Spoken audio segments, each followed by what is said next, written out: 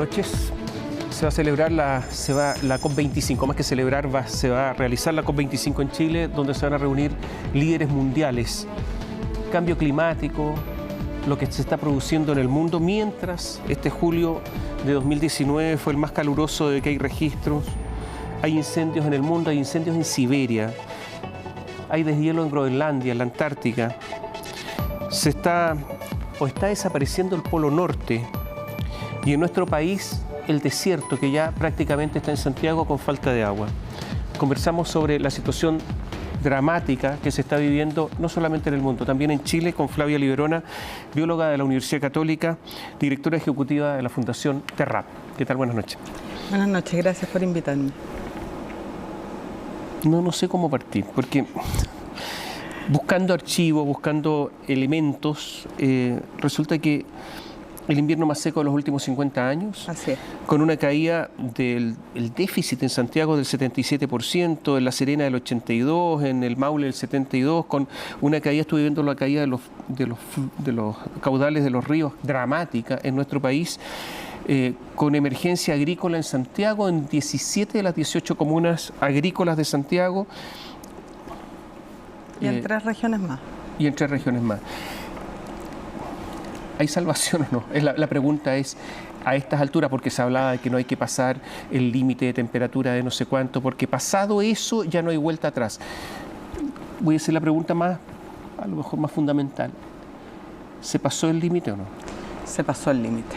O sea, hace rato que cuando uno estudia el tema de cambio climático, se da cuenta que hace rato que venimos en un proceso que no tiene vuelta. Y que hoy día en lo que estamos, o en lo que están los líderes mundiales, ya sean los gobernantes de los países o Naciones Unidas, es en tratar de frenar los efectos para que no sean tan nocivos.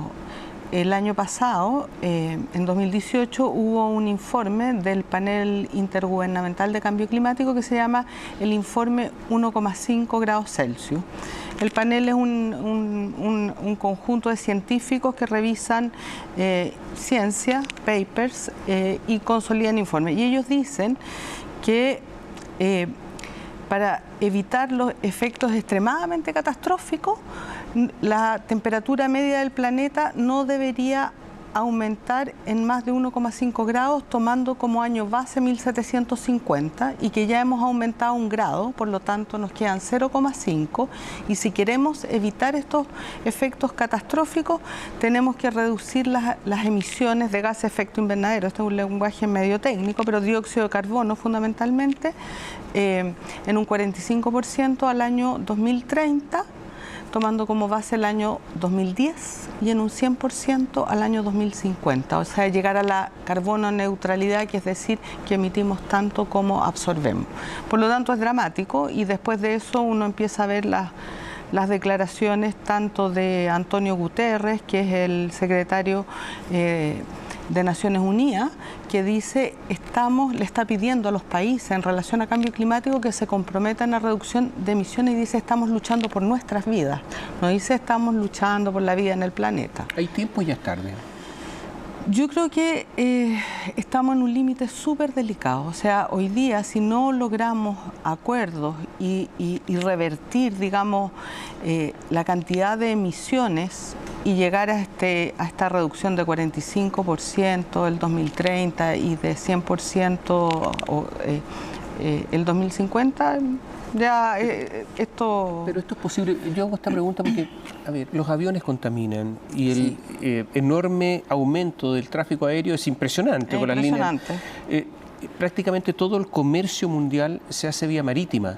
También y resulta contamina. Que los buques son todos a petróleo, todo contamina. Entonces, yo me hago una pregunta, ¿esto es posible o simplemente se terminó? Lo que pasa es que cuando se habla de carbono neutralidad no estamos hablando de que se utilice 0 petróleo o 0 carbón, sino que lo que se use y se queme y genere gases de efecto invernadero sea tanto como la capacidad de absorción. Lo que pasa es que hoy día estamos en un escenario muy dramático, porque con los incendios en la Amazonía, con los incendios en África, parte de los lugares donde era posible absorber dióxido de carbono, se están quemando y muy por el contrario están emitiendo. Entonces, esto va a ser un escenario más dramático del planteado por los científicos del año 2018. Ya, o sea, el pronóstico es malo. Pésimo. Yo diría que el pronóstico es pésimo, ¿ya? Y que aquí hay gente que se la está jugando por hacer mejor las cosas o por empujar para que esto sea, se tomen medidas más rápidas, pero que esto es una, por así decirlo, una bola que se mueve muy lento. Todo el tema de lograr acuerdos en cambio climático a nivel mundial, porque aquí se necesitan acuerdos mundiales, es algo muy lento. Yo tengo la impresión que no hay ningún líder mundial que sea capaz de imponer, porque resulta que la gente al final, porque esto tiene costos sí, pero personales, por supuesto. Pero nadie está dispuesto a pagar los costos, a decir me bajo del auto, a decir no sé qué, a decir ando en, o sea, los costos en serio, consumo menos agua.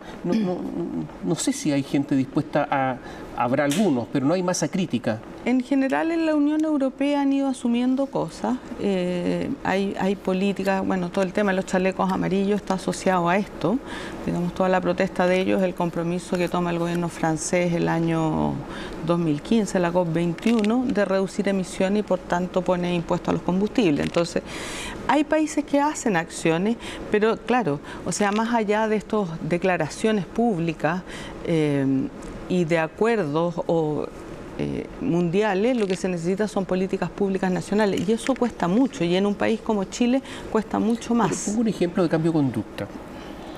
La ONU ha dicho que la transición a dietas vegetarianas es clave porque para el futuro debido a la alta degradación de suelos y la emisión de metano asociado a la industria ganadera. Por lo tanto, habría que cambiar los hábitos de consumo alimenticio para que finalmente logramos en parte salvar la tierra. Esto es muy profundo. Sí, claro. ¿La gente estará dispuesta a eso? No, en general... Yo creo el 18 de septiembre va a estar llena de la humanidad de los asados, perdón, pero... Sí, claro que va a ser así.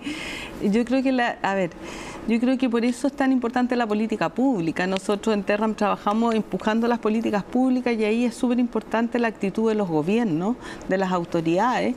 Y eso en Chile tenemos una carencia histórica. O sea, no es que sea el gobierno de Sebastián Piñera o el anterior de Michelle Bachelet y así sucesivamente para atrás. Tenemos una carencia de gobiernos que asuman compromisos y además los materialicen porque hay temas que son de educación permanente. Por ejemplo, esto de las dietas.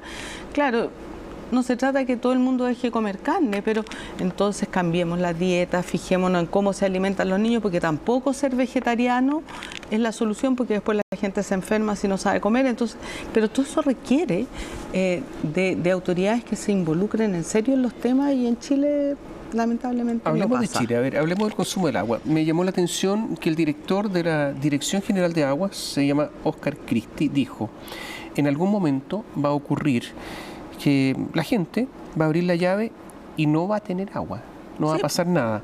Sí, pero es que lo dice, no cualquiera, el director de la Dirección General de Aguas. Por lo menos dice, va a ocurrir a algunas horas del día. Y dice, no estamos lejos de eso. Y yo escucho otra declaración, no, si tenemos agua hasta el 2000 no sé cuánto, tranquilidad. No, él dice, no estamos lejos de eso. ¿Qué tan lejos estamos de eso? No lo sé. Yo de verdad no lo sé, no manejo los datos que maneja el director general de agua, pero claramente Chile tiene varias características. Una, que tiene una distribución muy desigual de agua entre el norte y la Patagonia. ¿Ya? La región de Antofagasta probablemente es la que tiene menos agua disponible.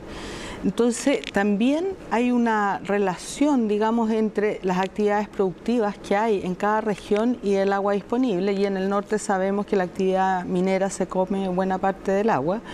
Y en la zona centro, más bien los temas agricultura y últimamente todo lo que es cultivo de frutales y sobre todo cultivo de paltos en pendiente. Y después más al sur la industria forestal, etc. Entonces, no va a ser igual en todo el país. pero probablemente la metropolitana, que hoy día tiene un déficit enorme y que según ellos, la propia Dirección General de Agua, que hizo una estimación, una proyección el año 2011, dice que el año 2026 vamos a tener un déficit de más del 50% de agua en la metropolitana. Por lo tanto, es un tema. El problema es que estos datos, o sea, estoy diciendo, vienen del 2011 y estamos en el 2019 y no hemos hecho nada. Los gobiernos no han hecho nada. Se requiere también un cambio cultural. O sea, por ejemplo, en el norte la ganadería caprina es fundamental, no solamente la falta de agua, en la erosión. El 84%, yo cuando leí esta cifra, dije, no puede ser, el 84% de los terrenos de la cuarta región están erosionados. O sea, todo, sí, pues, prácticamente. Y resulta que la ganadería caprina es fundamental porque todos sabemos lo que ocurre, que saca toda la vegetación hasta el fondo. Entonces no deja nada. Bueno, pero ellos están acostumbrados a esto. Habría que cambiar la ganadería completamente. O que no haya ganadería. Entonces, ¿es posible?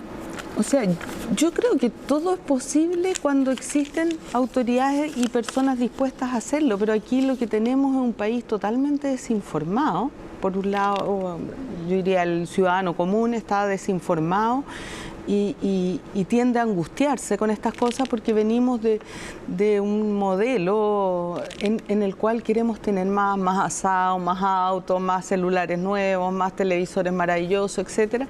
Y hoy día el planeta no está dando para eso, el país tampoco. Entonces tenemos una tensión y la única forma que yo creo que existe de solucionar esto es con políticas públicas. O sea, uno no puede decirle a un campesino que vive de las cabras que las tiene que eliminar y que vea cómo se las arregla. Tiene que llegar a alguien y decirle, mire, le vamos a ayudar a hacer una transición y usted va a tener que dejar las cabras o reducirlas o generar sistemas de rotación de corrales móviles, qué sé yo. Pero eso se podría haber hecho hace 10, 15 años. Ahora hay que hacerlo ya. O 20, hay que hacerlo ahora. Ya, sí, ya no hay ni siquiera tiempo para convencer. Incluso a lo mejor imponer, porque ya a estas alturas...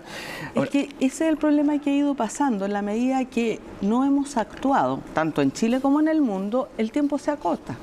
Y como se agota el tiempo, finalmente estamos cada vez en una situación más dramática, situaciones que se podrían haber, yo no sé si evitado, pero por lo menos sido más suaves y extendido en el tiempo. Hoy día son situaciones de crisis en distintas partes del mundo y entre esas Chile, digamos. Mira, vamos a hacer un alto y voy a dejar planteadas dos preguntas. Uno, lo que pasa en Quintero Puchuncaví.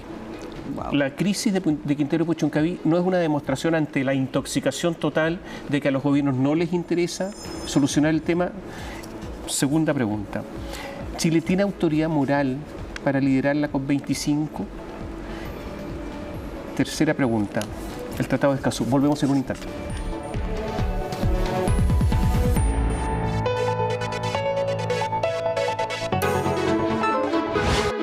Cronología.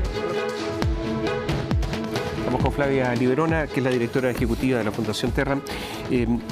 Quedó pendiente, varias preguntas quedaron pendientes, pero una de ellas es lo que ha pasado en Quintero Puchuncaví, porque básicamente a lo mejor ahí es el símbolo de la despreocupación, cuando evidentemente incluso las personas se están contaminando todos los días, de todas las autoridades. Yo creo que aquí no se salva nadie, a menos que tú creas que se salve alguien.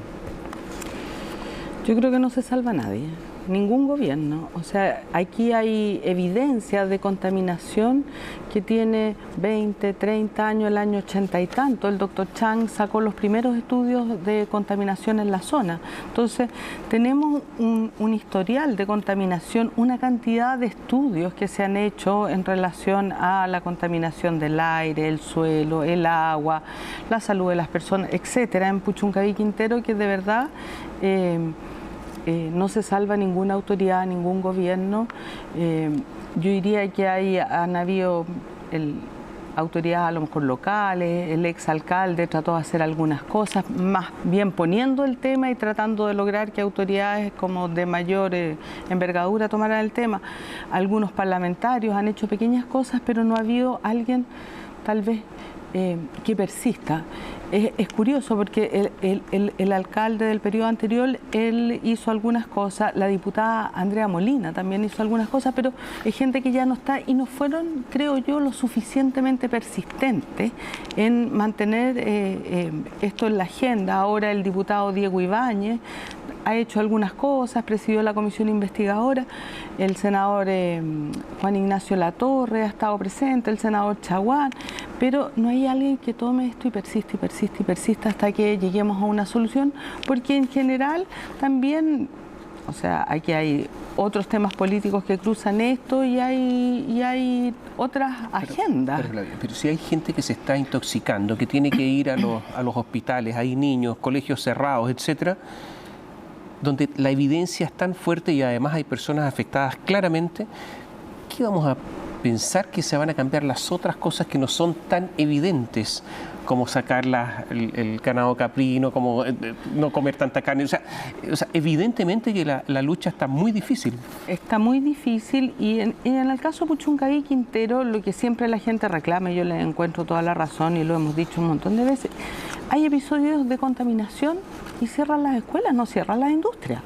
Cuando las que están contaminando son las industrias, entonces es como el mundo al revés. Pero, a ver, ¿qué pasa con estas industrias? Porque resulta que hay un episodio que hubo el año pasado donde se contaminó un montón de gente y incluso llegaron gente de la Policía de Investigación y se contaminaron ellos. Sí. Y sin embargo la ENAP sigue negando, y no solamente eso. Cuando se estaba haciendo esta investigación y llegaron personas a fiscalizar, resulta que el dirigente sindical de la ENAP, que es Norberto Díaz, que le dicen el cachorro, amenazó con cerrar todas las plantas y dejar sin combustible a Chile. Un señor, y ese señor, que la clase política, me imagino, debieron haberlo crucificado, no, sigue vigente. O sea, amenazó. Entonces la tolerancia gigantesca con todos, no, me refiero a él, pero son todos. Yo creo que es con todos. Yo creo que aquí hay una desidia, una negligencia de las autoridades es histórica y como esto es histórico, al que le toca, en este caso al gobierno de Piñera, le toca un bulto muy pesado del cual es muy difícil hacerse cargo porque de verdad hay que tomar medidas. Por ejemplo, Refinería Ventana.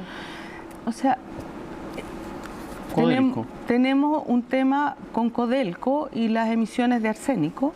Chile no tiene norma primaria de calidad de arsénico respirable. La derogó el presidente Eduardo Frei el año 1994 diciendo que le iba a generar la Comisión Nacional de Medio Ambiente recién creada y nunca se creó. 25 años después no tenemos norma. Puerto Ventana con todos los variamientos de carbón, las cintas transportadoras no han sido evaluadas ambientalmente.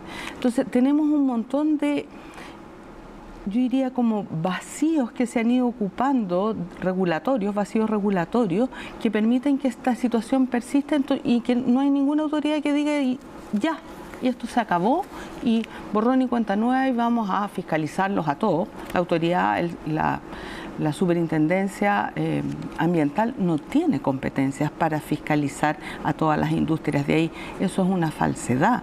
O sea, la superintendencia de medio ambiente solo puede fiscalizar aquello que técnicamente se dice tiene resolución de calificación ambiental. Es decir, ha sido evaluado ambientalmente vía estudio o vía declaración.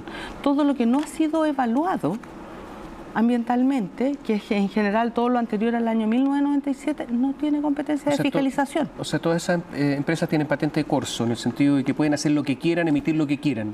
O sea, ellos tienen que cumplir las normas de calidad, las normas de emisión, otra normativa, pero no hay una evaluación ambiental del complejo industrial en su conjunto. Entonces, en general, lo que las empresas más antiguas han hecho es que sus ampliaciones, sus acopios de carbón, sus canchas de desecho, una tubería de desagüe nueva, las someten a evaluación ambiental, pero no lo que nosotros en un documento que hicimos el año pasado denominamos la operación principal, no está evaluada.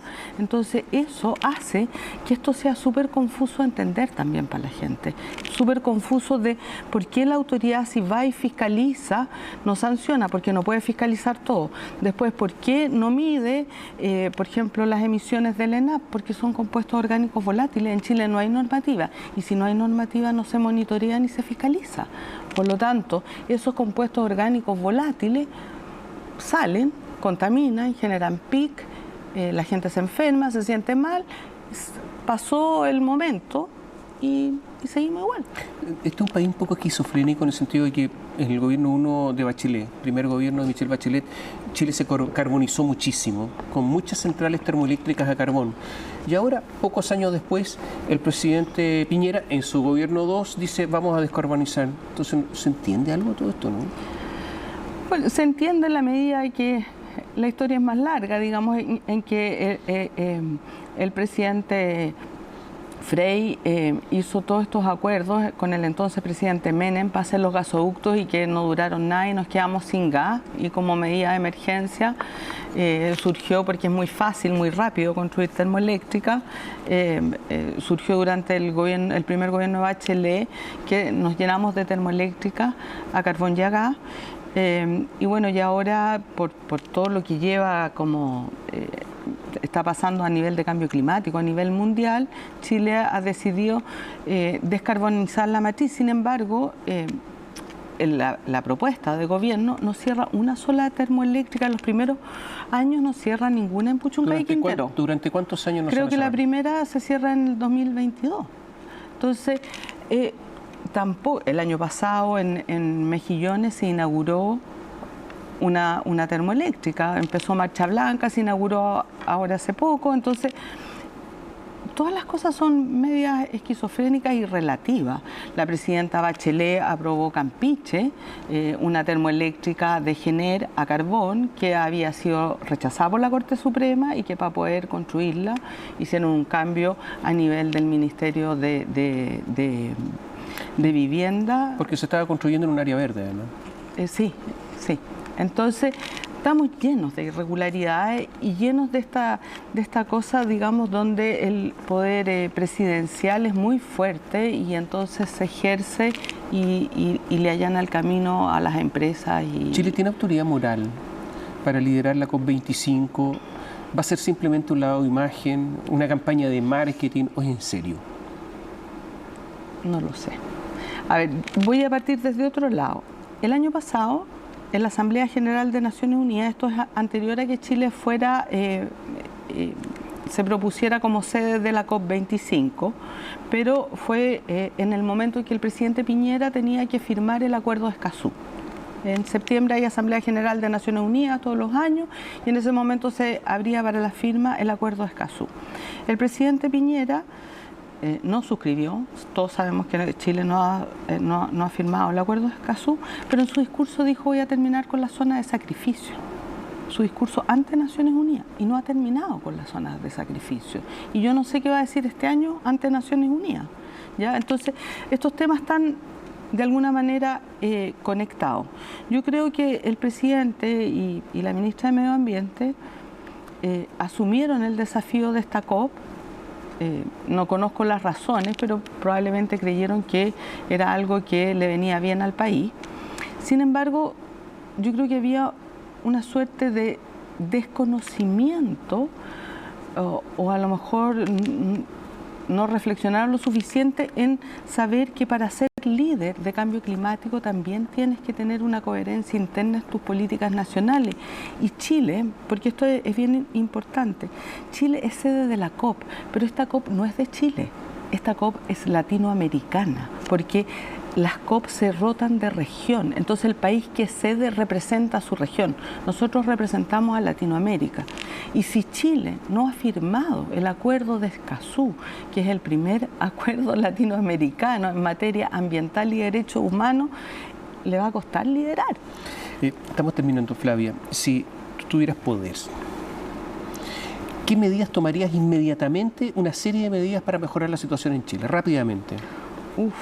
Eso es como tener una varita mágica. Sí, pero a ver, ¿cuál es la varita mágica? Bueno, yo creo que hay que terminar con la zona de sacrificio y por lo tanto hay que cerrar termoeléctricas, pero no solo termoeléctricas, fundiciones también.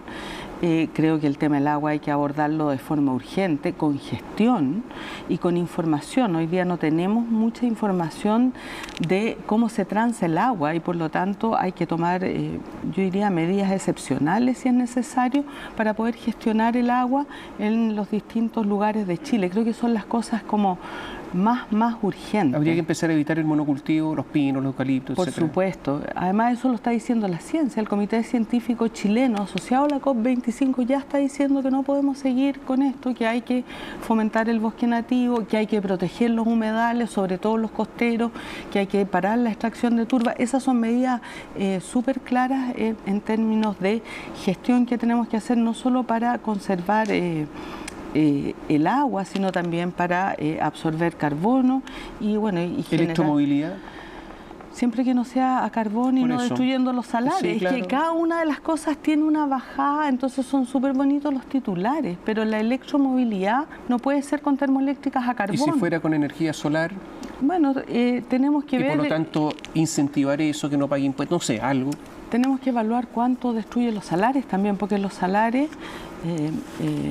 de donde se saca el litio para hacer las baterías para la electromovilidad, son sistemas hidrológicos bien complejos y que abastecen a la cuenca. Entonces, ahí hay que llegar a cuánto puedes sacar sin generar daño y cómo lo haces con respeto a las comunidades que hay ahí. Entonces, cada uno son temas complejos, pero yo creo que los temas urgentes es terminar con la zona de sacrificio y abordar el tema del agua, pero con regulaciones duras para que la gente, el uso prioritario del agua esté para las personas y para la agricultura o a pequeña escala, o sea, todos los sistemas de subsistencia y el resguardo de los ecosistemas, por supuesto. Gracias, Flavia. Gracias por estar con nosotros. Y a ustedes, muchas gracias. Gracias por seguirnos. Buenas noches.